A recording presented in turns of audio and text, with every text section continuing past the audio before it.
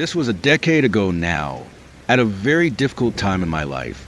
I had moved to Northern California from the Pacific Northwest for grad school, living in a shitty studio provided by the school with too much stuff in it.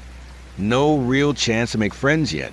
Unemployed for the first time in my adult life. Living off what I could scrounge from odd jobs. I had acute PTSD that I believed at that time was going to kill me.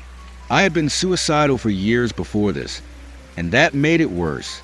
On the afternoon this happened, I was laying in my bed on my side, facing away from the wall, with the one window above my head.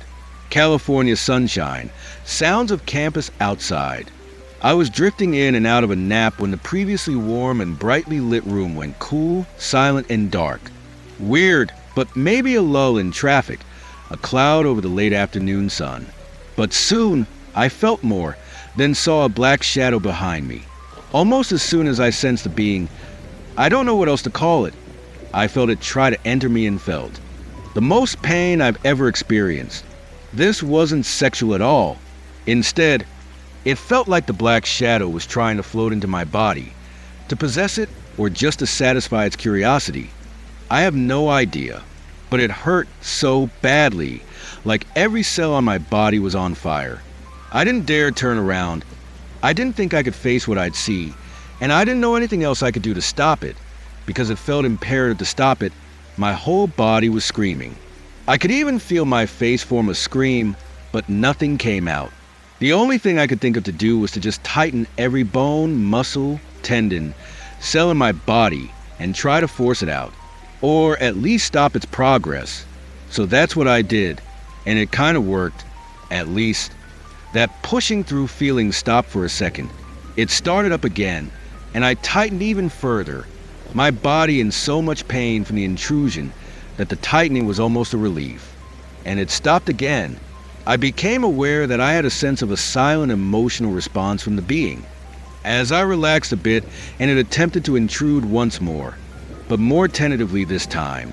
I tightened once again, and I felt this sense of confusion from the being as they withdrew their hand, body, from mine. They were genuinely confused and somewhat concerned about why I was doing this, why I wasn't allowing them in. Something wasn't going according to what they had planned or expected. I saw a shadowy part of them pass over me out of the corner of my eye. They seemed to be moving over my body, checking it out. I could feel their presence above my skin and get a sense of the size of them. They were just this cloud of black, darker in some parts, but almost see-through in others. They tried one last time, just a tendril. But I knew what worked at this point and tightened again, and the being withdrew their tendril and disappeared. The room was suddenly light again. I could hear sound outside just like before, but I still didn't dare move for quite some time after, terrified it would come back. It never did, but I still didn't sleep for weeks. I still struggled to lay down for a nap. What if it comes back? I don't know what it was or what it wanted. I spent many of those sleepless nights searching online, but got nowhere. It's honestly hard to get good results when you Google dark shadowy thing try to enter me alien ghost, as it turns out. It seemed like most people would think it was sleep paralysis or hypnagogic hallucinations, but I read about all of those, and it doesn't fit what I felt. I could move enough to tighten. I could feel my face make expressions. I could move my eyes. And I could feel its emotions, which felt very simple, with no malice at all. Like it didn't want to hurt me, and it was really puzzled that it realized or suspected it had. It seemed like the being expected me to be asleep and this is what it really felt like, dead. I don't know if one of my suicide attempts that year wasn't supposed to have been survived, and I got on some sort of list, but got spared somehow. Or maybe someone a few apartments over was a few minutes late to their final exit, because their ride was delayed by me. Or if it was an alien of some kind. It definitely did not feel human in any way. I truly hope I'll never meet it again until it's my time to go. But I honestly wish it well. It scared the absolute crap out of me, but I really don't think it meant to. Its actions, whatever they were meant to do, felt remarkably simple and neutral. Like it was just doing a job and corrected its mistake when it realized it. The job was just possession.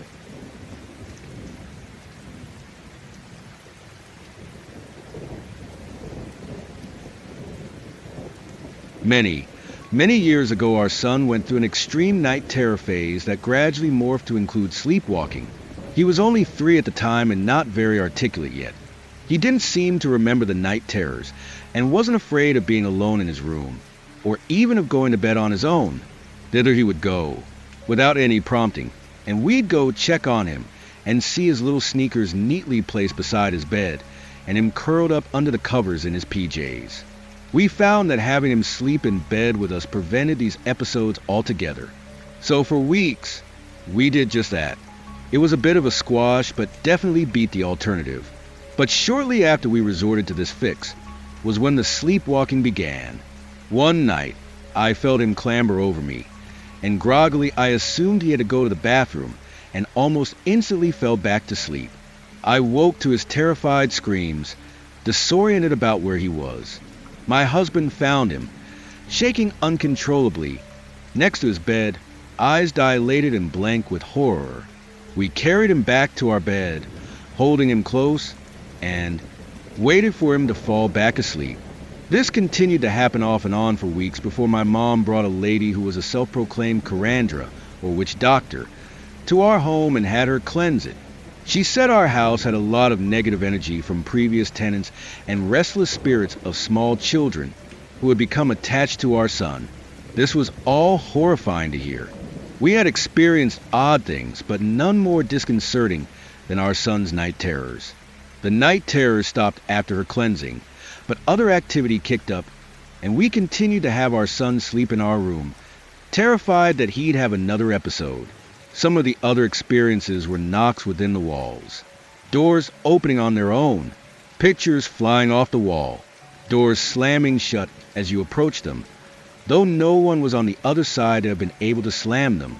We once experienced seeing the shadow of a person, a man, walking around the house, but when we peeked outside there was no one there. The last straw was when the both of us had the same nightmare, woke drenched in sweat and seeking comfort from the horrifying dream, only to tell it and realize we'd been dreaming nearly the same thing. In the dream, we were across the street, talking to our neighbors when they pointed out that our house was on fire. We looked back and saw that the house was enveloped in black smoke. We could see our son banging his fist helplessly against the front bay window. Panicked, we rushed across the street and into the house searching for him. In my dream, I found him and held him tightly to me as I ran back outside to safety, only to realize the bundle I held in my arms was his baby blanket and not him. I stared back at the house in time to see it collapse in a fury of flames and woke up screaming. My husband dreamt he went into the house and could hear my son crying out for him and couldn't find him. Then he heard a soft daddy and reached down and grabbed him up and ran outside. As he ran, he realized that our son felt very light in his arms, and when he looked down, he saw he was only holding a teddy bear. Needless to say, this rattled us even more. We promptly moved out, staying in my parents' small guest room until we could sell the house. It wasn't on the market long, and wanting to be upfront about our experiences, we told the buyer against our realtor's advice. He was a much older man who planned to use it as a rental property and waved off our experiences as nervous nonsense.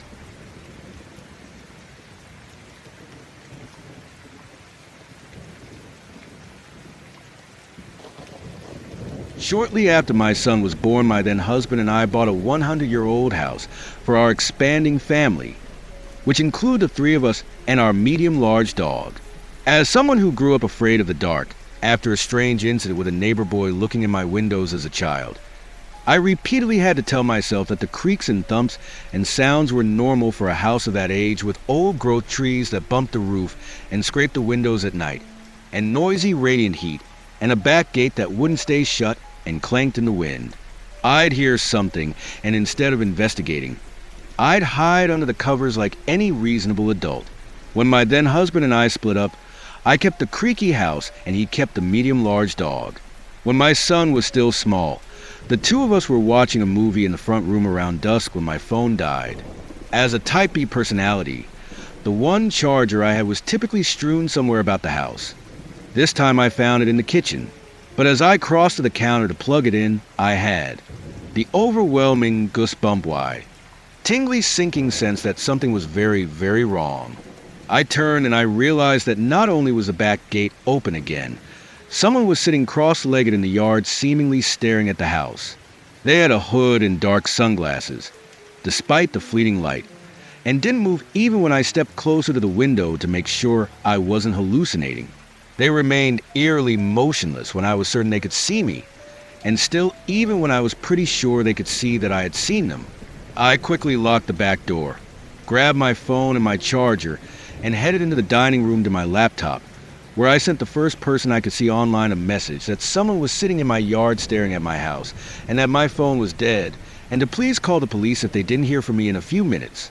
I assumed whoever was in the yard would leave one-sided, but nevertheless waited on tenterhooks, impatiently staring at my still useless phone. After an awkward conversation with my son about why we weren't going to the kitchen to get a glass of water, it finally lit up and I was able to call 911.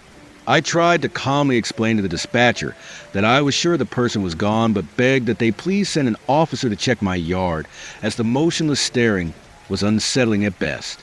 Keeping me on the phone, she asked if I could look out a window without being seen to verify, as well as check the locked door.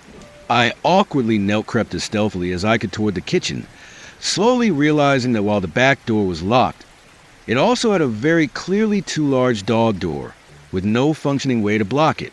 Panicking, I stood slightly in an attempt to scan the yard, and came face to face with a hood and sunglasses staring down at me through the window. At this point I was incoherent, as the dispatcher urged me to grab my son and hightail it to a locked room. I dart back to him and explain we need to go now. And as I pick him up, I hear the clear and unmistakable sound of the dog door slowly swinging open. I abandoned the house, leaving the front door wide open, and dashed across the street to pound on my neighbor's door. Once inside, they kindly paused their dinner party to distract my son while I stared across the street and messily sobbed about our very indoor cat we left behind. Not long after the officers arrived, they came through the side gate with hood and sunglasses in tow. They'd apprehended her calmly sitting on my back step, her arm lazily, purposely swinging in and out of the dog door. I boarded the dog door shut that night, but we moved shortly thereafter, as I was never quite sure after that if all the nighttime knocks and bumps and open gates I'd been hearing were actually just the old house.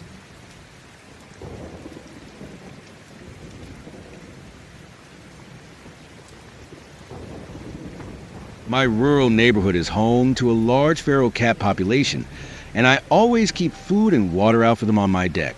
Last spring, I woke up in the middle of the night to use the bathroom. I sat down to pee and looked out the window, which has a clear view down over the deck. Looking down at the deck, I saw a large figure at one of the bowls. I was half asleep, and it was quite dark, though there was some ambient light from our garage, and at first I thought it was a raccoon or a giant skunk, or maybe even a coyote. Then, with the most skin-crawling sense of horror, I realized it was a human man crouched on all fours, eating cat food out of the bowl with his mouth. I whisper-yelled to my husband with, I guess, enough panic in my voice that he immediately got up and came into the bathroom without asking why I was whisper-yelling for him at 2 a.m. and kind of spluttered and pointed out the window. He looked out, and I could see the same reaction play out over his face in the few seconds it took him to realize what was going on. It's a large cat. No raccoon, no coyote, no WTF, it's a human. I called 911 and told the dispatcher there was a strange man on our porch acting suspiciously. Ma'am, he said, what do you mean suspiciously? I told him there was a guy eating cat food out of a bowl with his mouth, no hands, on the back deck. He said he'd send a patrol car right over.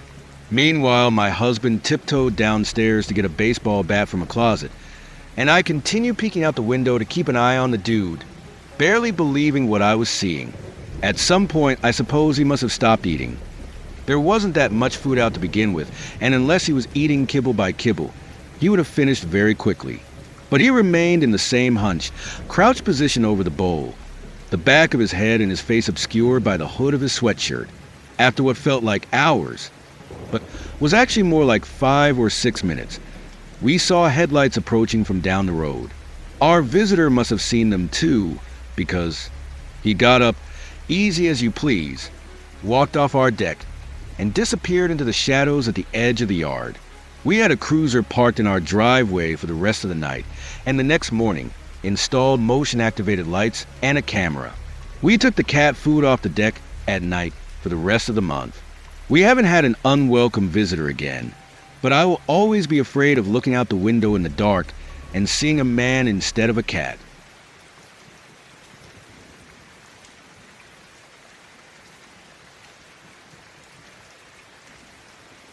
My cousin was shot and killed in the late 90s.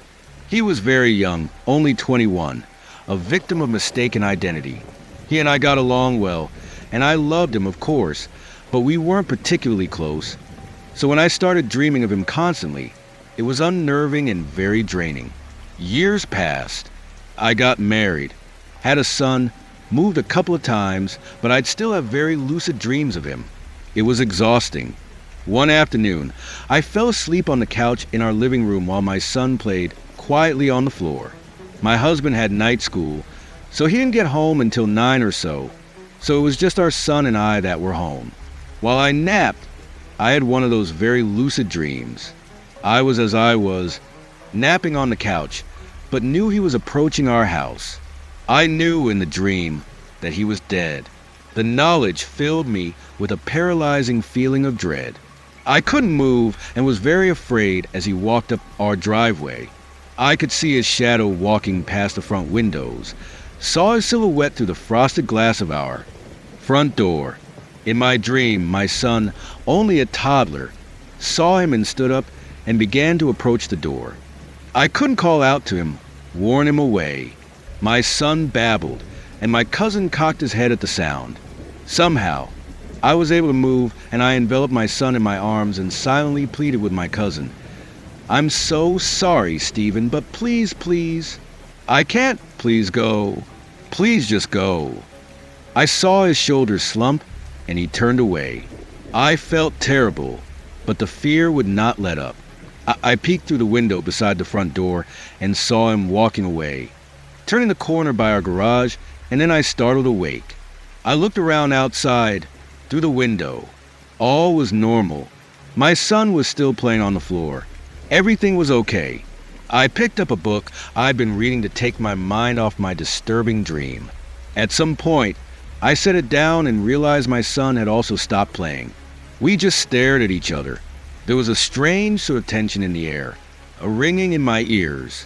Suddenly there was a loud crashing sound. Our glass screen door had shattered,